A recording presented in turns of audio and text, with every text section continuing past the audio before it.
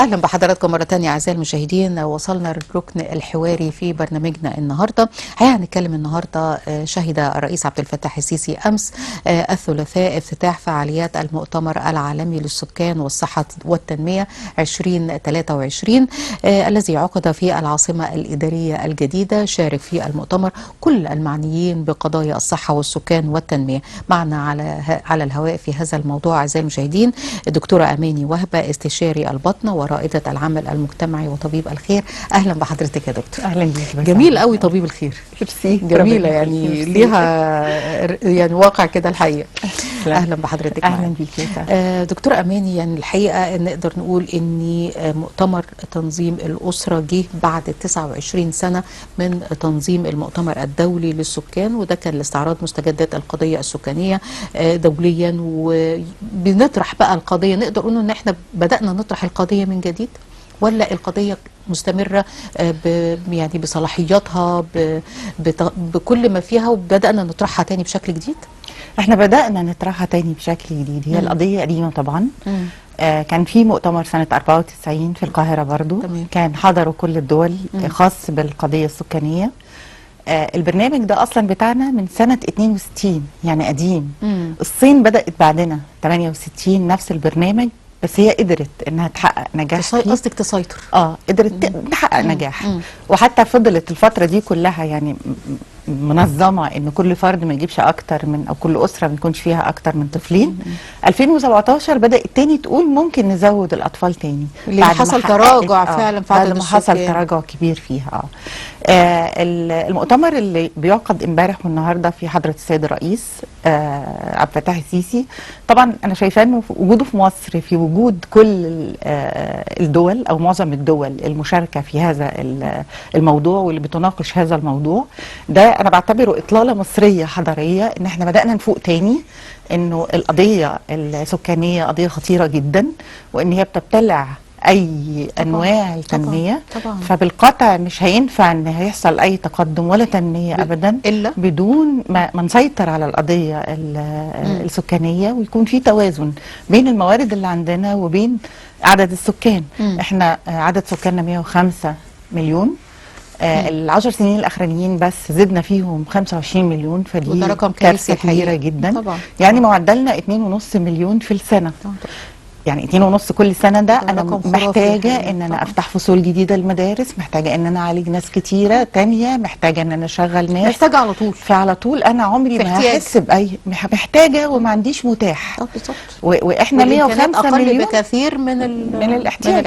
إحنا 105 مليون ومستضيفين كمان، يعني حبايبنا من كل بقاع العالم 9 مليون تانيين. فإحنا يعني جبابرة إن إحنا قادرين نواجه المشكلات دي برغم إن مواردنا محدودة جدا. المؤتمر السيد الرئيس كمان عرض ان هو يكون كل سنة بشكل سنوي يعرض في القاهرة في العاصمة الإدارية الجديدة، دي عنوان الجمهورية الجديدة. ودي برضو حاجة جميلة جدا، انه احنا كل سنة نقدر نتابع، كل سنة يبقى بنحط القضية على يعني رأس او على قائمة الأولويات. فدي حاجة جميلة ان احنا نتابعها، وعشان يعززها كمان القضية يقر ان احنا محتاجين ان احنا نتناولها بمنتهى الاهتمام الجدية. عززها بانه خلى سيد رئيس الوزراء هو يرأس المجلس القومي للسكان الفترة القادمة. هو من أكبر المشروع أو أكبر مشروع استثماري ويحقق مكاسب كبيرة للدولة. نقدر نقول إيه هي الخطوات أو الإجراءات لإنجاح هذا المشروع، لأن إحنا فعلا أصبحنا محتاجين لنجاح هذا المشروع؟ هقول لحضرتك، تنظيم الأسرة يبقى معناها ان انا بحدد عدد السكان، يعني معناها ان انا بقضي على الانفجار السكاني، مش القضية مش قضية السكان، هي انفجار سكاني فعلا. الحقيقة في بروتوكول لطيف اتعمل قريب بين وزارة المالية ووزارة التخطيط والتنمية الاقتصادية. البروتوكول ده بيقول ايه؟ بيدخر لكل سيدة 1000 جنيه سنويا لغايه ما عندها طفلين بس، لغايه ما تكمل 45 سنه ويدوها المبلغ كامل. فده نوع من التشجيع طبعاً. السيدات. حلو قوي. الحقيقه بقول الكلام ده في مؤتمر وعايزه اقولها، يعني انا بتندر بالحكايه دي بصراحه. لقيت واحده بتقولي طب لو واحده معاها 4 يدوها 2000، فانا كده يعني يعني احنا بنتكلم احنا بنفتح في قربه مقطوعه بقى كده. عشان نقضي على القضيه عشان نساعد في تنظيم الاسره لازم نحسن الخدمات الخاصة بتنظيم الأسرة والصحة الإنجابية، وإن نقدمها لكل الأفراد بشكل مجاني. لازم نعمل دورات تدريبية وتثقيفية للسيدات في هذا المجال. لازم نطلق مجموعة من الحملات. في حملة اسمها نظمي مطلقة وبتوعي السيدات. لازم نهتم بالتحول الرقمي، حاجة مهمة جدا وهنتكلم عليها دلوقتي تاني. لازم الجميع مدعو زي ما السيد الرئيس قال، الجميع مدعو لحل هذه القضية. يعني المواطنين ورجال الدين والإعلام والقيادات وكل الناس لازم مدعوة لحل مشكلة تتذكري يا دكتور الحملات اللي كانت توعوية اللي التلفزيون كان تبناها في فترة من الفترات، وهي اللي هي عارفة تنظيم الأسرة. طبعا. ولو رحتي الوحدة الصحية وسمعتي كلام يا شلبية، فاكرة يعني الحقيقة كانت يعني حتى الأغاني كانت ملتصقة جدا بأذهان السيدات يمكن والأسر بشكل كبير. هل احنا محتاجين إلقاء الضوء بشكل كبير في الإعلام والراديو علشان نقدر نصحي الوعي المجتمعي ويبقى الصوت ده رنان على طول في ودنا، ان انت كأم كسيدة ان انت لو اطلقتي لنفسك العنان في ان انت يعني بيبقى في طفل واثنين وثلاثه واربعه، لان في ناس لا تكتفي الحقيقه بلا وعي وبلا هدف. ده صحيح. يعني ده صحيح. اطلاقا ما تقنعنيش، يعني في سيدات ورجال بيبقوا عايزين مزيد من بلا هدف وبلا رعايه وبلا اهتمام وبلا تعليم. عبء على الأسرة وعبء على الدولة. هو ده دور الإعلام اللي احنا بنتكلم عنه، دي واحدة. ودور الحملات بقى، الحملات اللي هي موجودة في الشارع برضو مهمة جدا جدا. دور الحملات اللي حتى الحملة اللي عملها السيد الرئيس اللي هي 1000 يوم ذهبية، دي حملة كبيرة جدا جدا ومهمة. يعني دي بتهتم بأنك تغيري مفاهيم وثقافات البلد. يعني احنا عندك ناس مثقفين جدا ودكاتره على فكره اطباء، بس بيحبوا لو بيقول لك حرام، يعني تيجي تكلميه تنظيم الاسره يقول لك حرام، ده رزق وربنا عمل. انت يعني والطفل بيجي برزقه ده انت انا بدفع الثمن والجميع بيدفع، المجتمع بيدفع الثمن. فهو طبعا محتاجين زوجتك بتدفع الثمن. يعني الزوجه نفسها بتدفع الثمن والاولاد بيدفعوا الثمن والمجتمع كله بيدفع الثمن. وعمره ما يكون عنده طفلين وعنده 5 6 والاثنين هيبقوا بالظبط زي 5 6، لا يمكن طبعا. يعني مفيش توازن يعني اطلاقا. طيب يعني احنا محتاجين فعلا اولا رفع وعي المرأة، رفع وعي الزوج اللي ممكن يكون مش منتبه الزيادة السكانية دي بتعمل ايه، وخاصة في طبقة لا تدرك تماما ان الطفل ده هيزود في عدد السكان. يعني جت عليا، يعني عارفة في كلام هو بارد بيقول الكلمة يعني دي لا جت عليك انت، هي جت علينا احنا كلنا يعني. وبعدين في حاجات تانية، يعني عادات وتقاليد سيئة جدا. احنا لازم ان احنا نتصدى ليها بمنتهى الحزم. ان زواج القاصرات الصغيرين اللي بيخلفوا بسرعة، العمالة بتاعت الاطفال الصغيرين، الختان، الحاجات الغريبة اللي المفروض انها مرفوضة من المجتمع وما تمشيش ابدا مع القرن اللي احنا موجودين فيه. فدي لازم نتصدى ليها، نفهم الستات يعني ايه لازم يكون في تباعد بين الحمل والحمل على الاقل 3 ل 5 سنين. لازم تفهمي ان الست اللي لازم تستعيد نفسها، اللي بتخلف او ما بترضعش دي ممكن يجي لها كانسر بريست. اللي بتجيب اطفال في فترات متقاربه، الاطفال بيبقى عندهم اضطرابات نفسيه طبعا، وبيتعرضوا لاوتيزم كتير اللي هي حالات التوحد. فلازم الناس تفهم الكلام ده كويس قوي عشان هي اللي تقرر. يعني انت مش تقدري تجبري حد تقول له هجيب 2 بالعافيه. هي لازم يكون هو مقتنع بالموضوع. يعني يكون هو مقتنع، وانك تغيري ثقافه الناس دي ما هياش سهله. شايفه انه الناس المفكرين والمثقفين ورجال الدين ورجال الكنيسه ورجال المسجد وكل الناس دي لازم يعني تحط ايديها في ايدين بعض وتتكلم مع الناس في الحلال والحرام، وانه حرام ان احنا نجيب ولاد ونبخسهم حقهم في الحياه. والله يا دكتور ساعات الواحد بيبقى حاسس ان احنا تطورنا بشكل سريع جدا ومتلاحق جدا، واصبحت السيده تعي كل شيء حواليها يعني ابتدت يعني دماغها تستوعب حاجات كتير، ابتدت يبقى معاها فيزا وتنزل وتستخدم الآلة وتستخدم الموبايل ولكن في حاجات بتيجي لغايه عندها وتقول لك لا انا ما هي انا مش مخها فاهمه، مقفول على الحته دي، مخها من هنا ما بيشتغلش. فمحتاجين فعلا ان الوعي، احنا اصبح عندنا وعي، اصبح عندنا. طب ايه اللي ناقصنا بقى علشان انت تستوعبي ان ده عبء على اسرتك بشكل كبير جدا؟ يعني محتاجين ايه؟ محتاجين توعيه باستمرار، محتاجين توعيه ونقول لهم الحقيقه، يعني نقول لهم الحقيقه لا انت مش حر.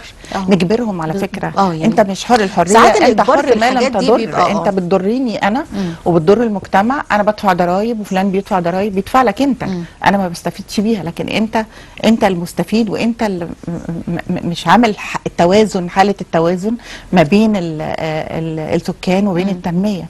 انت كل حاجه انا بعملها في الصحه بدل ما اصرف، يعني انا لو هصرف على المدارس اللي كل سنه مضطر ان انا افتح فصول، وعلى المستشفيات اللي كل سنه مضطر ان انا اعمل مستشفيات عشان استوعب العدد اللي بيتولد ده، ما هيروح فين؟ اهمالك، انا هسميها اهمالك انا اللي هدفع ثمنه. طب الفلوس دي لو انا سخرتها لرفاهيتك، بلاش الكماليات، ده مش افضل؟ دي حقيقه فعلا. فاعتقد ان احنا محتاجين يعني وقفه حازمه، مش هتيجي كده. اسمحي لي يا دكتور هنتوقف نشوف جزء من مؤتمر الصحه والسكان، نشوفه مع حضراتكم ونرجع نكمل. المشاهد دي مش من زمن بعيد، في أجيال لسه موجودين وسطينا وشاهدين على الوقت ده، الوقت اللي كان سهل فيه يروحوا مشاورهم يتعالجوا ويتعلموا صح، لكن في أقل من 50 سنة كل ده اتغير، كل حاجة كانت سهلة بقت أصعب، وكل يوم بقت بتزداد صعوبة. الواقع إن المشكلة السكانية هي سبب كل التغير ده. في ال100 سنة اللي فاتوا عدد السكان في مصر تضاعف 3 مرات وتخطى 100 مليون نسمة لأول مرة في تاريخنا سنة 2020. والملفت إن في آخر 10 سنين بس منهم زدنا أكتر من 20 مليون نسمة. تعرف إن الدقيقة اللي فاتت دي زدنا 4 مواليد، وبعد دقيقة هنزيد 4 كمان. بحسبة بسيطة كل يوم بيتولد أكتر من 5600 مولود، يعني مع نهاية السنة هنزيد أكتر من 2 مليون نسمة.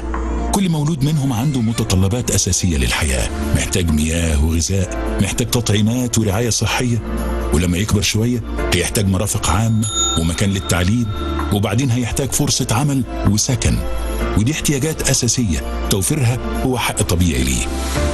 لكن الواقع ان الاحتياجات دي بيقابلها تحديات كبيرة، لان معدل النمو السكاني متسارع جدا، وفي المقابل معدل النمو في الدخل القومي مش بيزيد بنفس السرعة. من هنا بتحصل الفجوة وبتتسع مع الوقت، الفجوة بين الزيادة في العدد والزيادة في الدخل. ورغم مجهودات الدولة ومحاولاتها المستمرة في التطوير في كل المجالات، إلا أن انعكاس ده على جودة حياة المواطن عشان يكون واضح ومردود الفعل ملموس ومؤثر محتاج يكون أضعاف الحجم وفي فترة زمنية أقصر بكتير علشان يتماشى مع حجم الزيادة السكانية اللي بتحصل.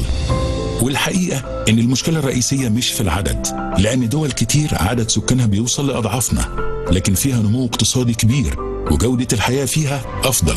ولما العدد مش هو أساس المشكلة، يبقى إيه اللي بيخلي الزيادة السكانية تحدي كبير عندنا؟ زيادة عدد السكان مش معيار لقوة الشعوب، لكن المهم هو مدى توفر الإمكانيات اللي تستوعب العدد ده وقدرة كل فرد على المشاركة الإيجابية في خدمة المجتمع. وده معناه إن الخصائص السكانية بتشكل دور محوري في حجم المشكلة من ناحية، وزيادة الناتج المحلي وقدرة الدولة الاقتصادية عليها دور من ناحية. بس لازم نعرف إن العنصرين مرتبطين وبيتأثروا ببعض ويعتبروا وجهين لعملة واحدة. ومع إن الدولة خططت لبناء أكتر من 20 مدينة جديدة علشان تحسن سوء التوزيع الجغرافي للسكان وتهالك البنية التحتية، واستصلحت ملايين الأفدنة علشان تزود كمية الغذاء، وتوسعت في محطات معالجة وتحلية مياه البحر علشان توفر نصيب أكبر من المياه للفرد، ده غير محطات الكهرباء والطرق والنقل وغيرها من المشروعات التنموية والقومية، واللي كان من أهمهم إطلاق منظومة التأمين الصحي الشامل اللي بتشمل كل فئات الشعب المصري، إلا أنه بدون معالجة ممنهجة للتحديات السكانية وتوقع اتجاهاتها القادمة ودمجها في السياسات والخطط التنموية هيكون من الصعب تغطية الاحتياجات المتزايدة. لكن خلينا نصارح نفسنا، المشكلة السكانية مش مسؤولية الحكومة لوحدها ولا مؤسسة بعينها في الدولة، لأن ده نتاج تراكمات وجذور كلنا مشتركين فيها، وحلها الوحيد هو أننا نتكاتف كلنا، نوحد قدراتنا ومجهوداتنا ونواجه تحديات الزيادة السكانية علشان نقدر ننفذ برنامج سكاني يقدر يحقق التوازن بين معدلات النمو السكاني والموارد المتاحة، ويعظم الاستثمار في الطاقة البشرية ويحسن خصائصها، ونحقق بيه التنمية المستدامة. الفرصة لسه قدامنا، والنهاردة بنعلن عن الاستراتيجية الوطنية للسكان والتنمية ضمن رؤية مصر 2030 اللي هتكون خارطة الطريق لمواجهة التحديات السكانية وتحسين جودة الحياة للمصريين. هنقدر من خلالها نحقق نمو مناسب ما بين السكان والاقتصاد يضمن لنا استدامة الموارد والتنمية، نحسن خصائصنا السكانية بشكل شامل ومتكامل فيوفر لنا رعاية صحية وتعليمية واجتماعية، نمكن المرأة اللي هي أساس الأسرة فتعرف حقوقها وتزيد مشاركتها، نعتني بالشباب والمراهقين، نبني قدراتهم ونمكنهم وندعمهم في الإبداع والابتكار وريادة الأعمال، نغير المفاهيم والسلوكيات من خلال تطوير استراتيجية إعلامية متكاملة. القضية السكانية هي قضية شعب، قضية حقوق لحياة كريمة، ومش هنبالغ لو قلنا إنها قضية مصير. هدفنا واحد، نحو سكان أصحاء من أجل تنمية مستدامة. هدف أي جهد تبذله الدولة لتحقيق التنمية هو المواطن، ملبية لطموحاته ومستجيبة لتطلعاته في العيش الكريم والسكن اللائق والعمل المناسب نحو غد أفضل للأجيال القادمة. هدفنا واحد مهما الظروف صعبت، الفرصة جاية وقربت، لو نعمل اللي علينا هنعدي بسلام. هدفنا واحد بالتعب لسه الأمل قدامنا هو كتير اتعمل، الفعل دايما أقوى من كل الكلام. حلمنا واحد لو نتعاون هنغير شكل بلادنا. نرجع مرة تانية أعزائي المشاهدين، ما زلنا مع دكتورة أماني وهبة استشاري الباطنة ورائدة العمل المجتمعي وطبيب الخير. دكتورة أماني، عايزين نتكلم على تحسين نظام الرعاية الصحية والاستثمار في البنية التحتية، دي اتكلمنا عنها، عايزين نتكلم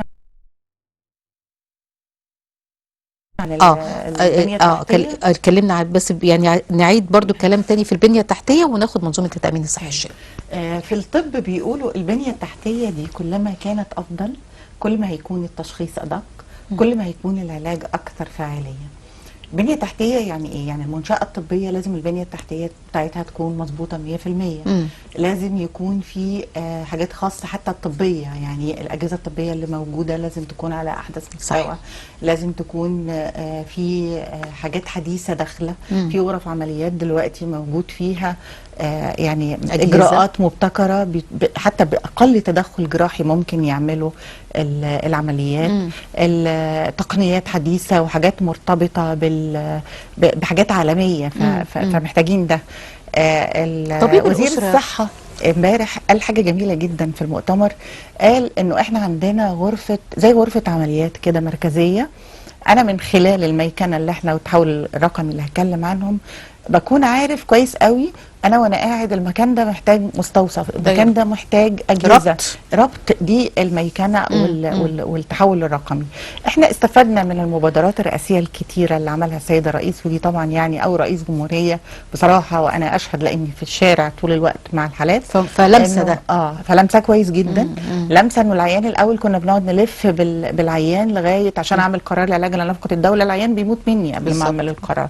دلوقتي ممكن اعمل القرار تاني يوم ما العيان يروح المستشفى. ففي حاجات كتير بقت دلوقتي متاحه جميله بسبب المبادرات. انا المبادره استفدت منها غير ان انا عالجت الناس وغير ان انا عرفت هم عندهم ايه، ان انا بقى عندي داتابيز، بقى عندي قاعده معلومات عظيمه ده اللي لسه كنت بتشير الى المحافظه دي فيها كذا مشاكلها 1 2 3، واقدر اتعرف على عندي خريطه صحيه دقيقه جدا. عندك طبيب اسره بالظبط، عنده الداتا بتاعت اسره المكان اللي هو اجي منظومه التامين الصحي الشامل اللي احنا هنتكلم عنها، عشان اجي ادخل محافظه فانا عندي داتابيز للمحافظه دي.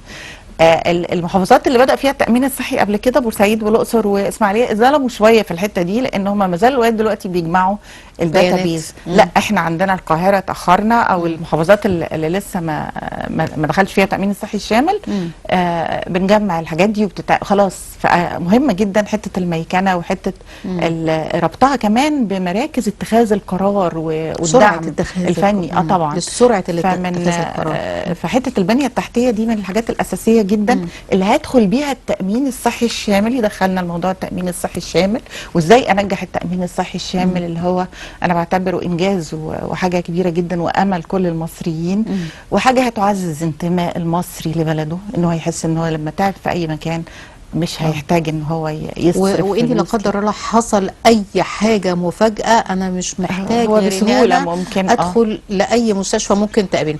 اتوقف مع حضرتك ومع كل الساده المشاهدين اللي رفع اذان العشاء، ونرجع لحضراتكم مره ثانيه.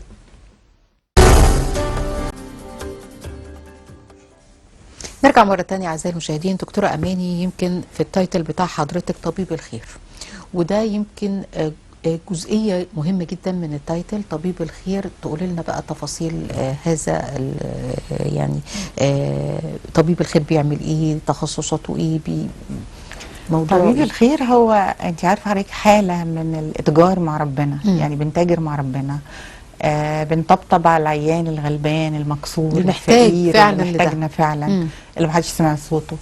هي الحقيقه انا بدأها من سنين طويله، يعني من 97 وانا بعمل قوافل في حلايب وشلاتين وابو رماد، ودي كانت مكان كده يعني بعيد جدا جدا. كنت بروح مره كل شهر لمده 4 سنين متواصله. كنا بنرجع لوننا اسود ونقشر جلدنا من درجه الحراره اللي كانت فظيعه هناك. بس كنا بنوعي الناس بقى ونعمل شهادات. ما كان في ناس عندها اللي هي شهاده الرقم القومي ما كانتش موجوده، في ناس ما تسننتش فما كانش عندها شهاده ميلاد اصلا. كنا بنوعيهم صحيا والنظافه الشخصيه ونتكلم معاهم كتير. وبعدين بدات اعمل قوافل كل فتره متقطعه، لغايه ما جيت في الاخر قررت ان انا اعملها بشكل منتظم بشكل مؤسسي، وعملت مؤسسه اسمها طبيب الخير. تم اشهارها 2017. بنعمل قافله كل شهر تقريبا، بنروح للاماكن والنجوع في القرى وفي حدود مصر، وحضرتك تلاقيني مثلا في سيوه النهارده، بكره في البحيره، بعده في اماكن كتير. حبه جدا جدا جدا، يعني مردودها النفسي عليا انا حاسه انه يعني هي دي انا لاقيه نفسي هنا فعلا يعني. ومش مهتمه على فكره بالورق، ولا هاتلنا صوره الرقم القومي بتاع العيان اللي انت كشفتي عليه. لا انا كده حاجه انا بعمل مجرد ان العيان خف او انا قدرت اقدم له اللي انا ناويه اقدمه له، ما بهتمش بالتفاصيل الثانيه.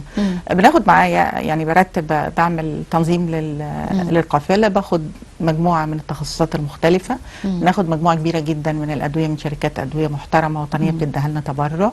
بنروح المكان ده بيكون مجهزين. على فكره ده عمل ضخم، بيكون معانا على فكره دكتور علاء غمراوي دايما يجي معانا. هو عنده مبادره عاملها للكشف على روماتيزم القلب، فبيعمل بجهاز الايكو. بيبقى معانا جهاز ايكو او هو بيجيبه عن طريق مديريه الصحه اللي احنا رايحينها. بيتعمل ايكو لكل الاطفال من 5 ل 15 سنه عشان القضاء على روماتيزم القلب. وده منتشر على فكره طبعا. احيانا بناخد بهيه معانا تعمل يعني توعيه للناس. احنا بدورنا انا بطنه، فبتكلم في السكر، في الضغط، فلان بيتكلم في الكلى. فكل على كل التخصصات بنحاول ان احنا نقدم توعيه للعيانين.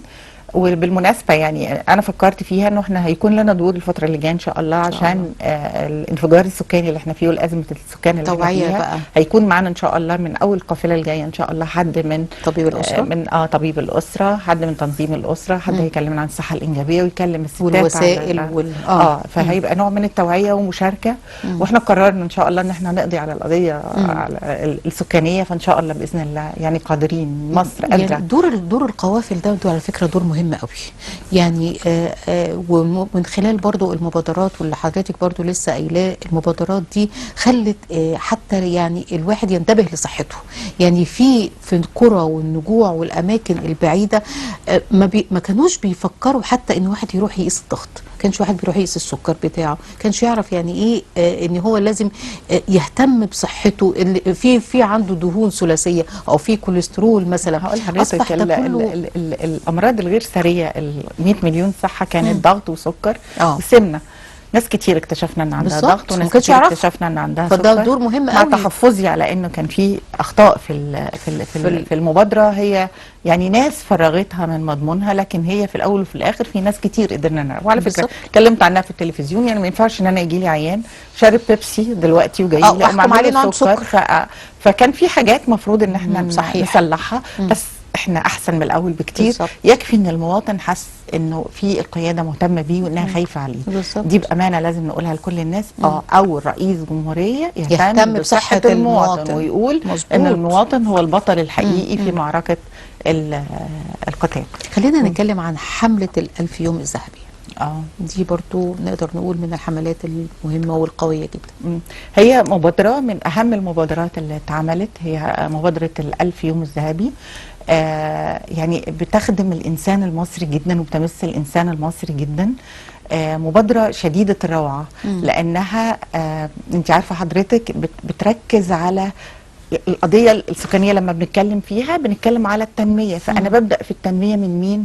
من الطفل، من الأم، من الأب. من فأنا نواه. بتكلم عن الأسرة. يعني بقى في مفهوم أكثر اتساعا أن القضية السكانية والتنمية تبدأ من الأسرة. فهنا الابن أو محتاج ان هو يكون مولود في بيئه صالحه وبيت دافئ. الام محتاجه انها تكون عايشه حياه صحيحه مستقره. الاب من حقه هو كمان حرام ان هو يكون له اسره سليمه ويكون اسره صحيحه. يعني قصدك اسره يعني مرتاحه، يعني نفسيا وسلوكيا ويعني جسديا مرتاحه. ايوه. المناطق اللي هي الاكثر فقرا هنلاقي فيها كل الامراض. هنلاقي فيها ناس بتعمل ختان الاناث، هنلاقي فيها زواج القاصرات، هنلاقي فيها كل المشاكل بقى. العماله بتاعه الاطفال، الناس اللي هي ما فيش تقارب، وفي تقارب بين الولاده. الست اللي في صله قرابه. لا، ولا قصدك تقارب في الاطفال اقل من 3 سوري سنين. دي بتتعرض لازمه. فلازم نكون معينها ان هي لازم يبقى في 3 أو 5 سنين بين الولادة والولادة، عشان ان تقدري تسترجعي مرة تانية حياتك وتقدري تسترجعي صحتك مرة تانية. وان ده خطر على الست لان بيجي لها كانسر بريست او ولادها بيبقوا مش طبيعيين. الحملة 1000 يوم ذهبية. يعني ايه 1000 يوم؟ نسيت اقول 1000 يوم ذهبية دي يعني ال 270 يوم اللي هم بتوع الحمل دول انكلود، يعني داخلين في ال1000 يوم. والباقي السنتين الاولانيين اللي هم في حياة الطفل. السنتين الاولانيين في حياة الطفل الاساسيين جدا. الطفل اللي بيتكون فيها قدراته بقى الذهنية والجسدية يعني كله بيتكون في الفترة دي، والعقلية في الفترة دي بيتكون. وده بيضمن حق الطفل، لأنه الطفل الأول بالتحديد له حقوق مسمينها الحقوق السبعة. ان هو من حقه ان امه ما تجيبوش اول ما تتجوز ابوه. ما نعرفش الاسره دي هتستمر ولا لا. لازم يبقى في نوع من الاستقرار والاستعداد للانجاب. لازم يبقى وهو داخل رحم امه يبقى هادئ وسليم وحاسس بالسعاده. بالظبط، لغايه ما تخلص فتره الحمل هي كمان. ده حقها، هي حق الام. وبعدين تولد ولاده طبيعيه مستقره. وبعدين يبدا في حاجه اسمها الساعه الذهبيه اللي هي بعد الولاده مباشره للطفل، فازاي بنتعامل مع الطفل. وبعدين السنتين اللي بعدها اللي احنا بنتكلم عن نموذج مثالي تماما. هو ده اللي مطلوب. هي دي المبادره دي بتتكلم على او بتهتم كمان بالولاده القيصريه، لانها بقت مرتفعه بنسبه مفيش حد عنده استعداد في العالم. محدش عنده استعداد يولد طبيعي خالص. صح. المبادره دي بتهتم بالام وبالاب وبالجدود بالاجداد. يعني كمان بيبقى فيه عن طريق النت وعن طريق الكمبيوتر ممكن توعيه بينهم وبين الاهل ازاي يتعاملوا مع المستشفيات. هي المبادره اتقسمت 3 جريدز، 3 مراحل. المرحله الاولى كانت تجريبيه في 3 محافظات. كانت اسكندريه واسيوط ومش فاكره الثالثه ايه. بس دي بدانا بقى مرحلتين تانيين. هنبدا من شهر 9 لغايه شهر يوليو 2024. دي مرحله تانية في بعض المحافظات، وبنكمل المحافظات اللي بعدها. اهتمت بقى في الامراض التانية برضو، الامراض اللي هي المعديه والامراض الغير ساريه والامراض الوراثيه. مبادرات كتيره جدا الحقيقه. يعني بتقول ان احنا يعني مهتم بينا جدا من قبل القياده السياسيه. يعني ما ده ينفعش على نقول فكرة أكتر من كده. يعني المرحلة الدقيقة المهمة اللي حضرتك اتكلمتي فيها، هي لو احنا كنا مش واخدين بالنا، فباللي حضرتك قلتيه احنا خدنا بالنا ان دي مرحلة عمرية منتهى دقيقة الخطورة. وحرجة.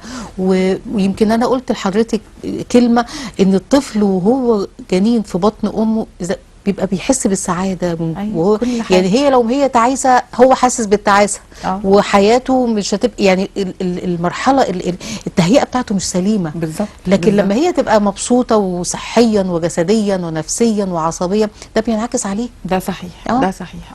في مبادرة تانية جميلة قوي اتكلم عنها السيد وزير الصحة امبارح في المؤتمر، مبادرة اللي هي الكشف اللي هي قبل الزواج. دي مبادرة جميلة. كان في ناس كتير بتهرب منها على فكرة. ليه؟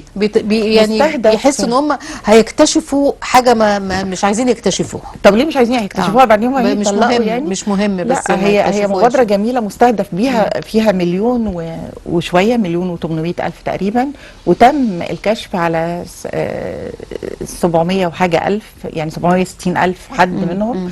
بيروح العيان يعمل تحاليل نفسية، استبيان نفسي. هو ما بيبقاش عيان بقى، هو بيبقى سوري هو عيان لانه قرر يتجوز.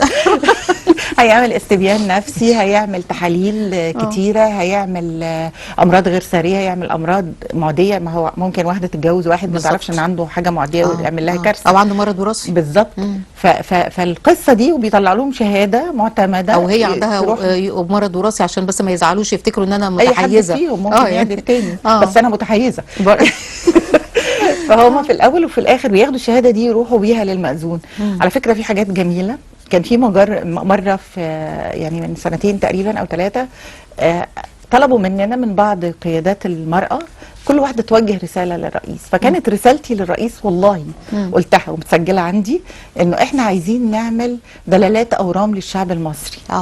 لقيت ان في مبادره بادئه من 3 شهور ما كنتش اعرف عنها حاجه، طبعا. اللي هي الكانسر القولون وكانسر سرطان الرئه. مفيده قوي في حالات بتبقى يعني لسه في البدايات خالص. ده هي لو اكتشفتها في البدايات انا وفرت غير اكتشافها في البدايات دي بتبقى الحقيقه يعني لطف من عند المولى، لطف من عند ربنا. وبتوفر للدوله كتير. ان انا هضطر ان انا اصرف. طب ما انا لو عملت دلالات مبادره زي 100 مليون صحه كده ان انا اعملها لكل الشعب المصري. دي مهمه. طبعا. والكانسر اللي هو السيرفكس اللي هو عنق الرحم. حالات كتيره جدا جدا. فالحقيقه يعني مجموعه من استجابه سريعه رائعه. انا فرحانه جدا طبعًا جدا لما سمعتها امبارح من ويعني كل اللي هيتعالج هيبقى يعني ربنا جعلك سبب. الحمد لله. يعني الحمد لله. كبدايه مرض كان ممكن يؤدي الى هلاك انت حضرتك بتلفي وبتشوفي الحالات وبتقدري تقيمي الناس اللي جايلك قد ايه، فانت بيبقى عندك خلاص رؤيه، انت اطرحي وخلاص بقى. بس بلاقي ان في استجابه وفي ناس بتسمع. على فكره في القوافل الطبيه لما بنروح مكان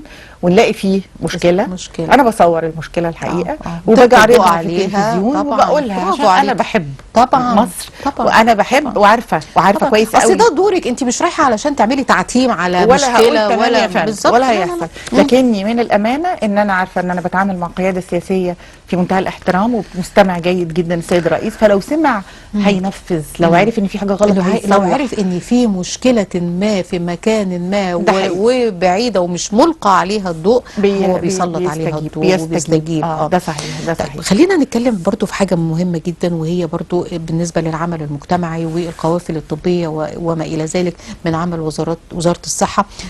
دول الرائده الصحيات في برضو في المحافظات الصغيره والقرى والنجوع دورهم بيبقى مهم جدا، وخاصه ان احنا بنتكلم عن تنظيم الاسره والوعي يعني في تنظيم الاسره. هو ده طبعا دور مهم، وهو ده يعني ده واجبهم، يعني هي دي شغلتهم اصلا.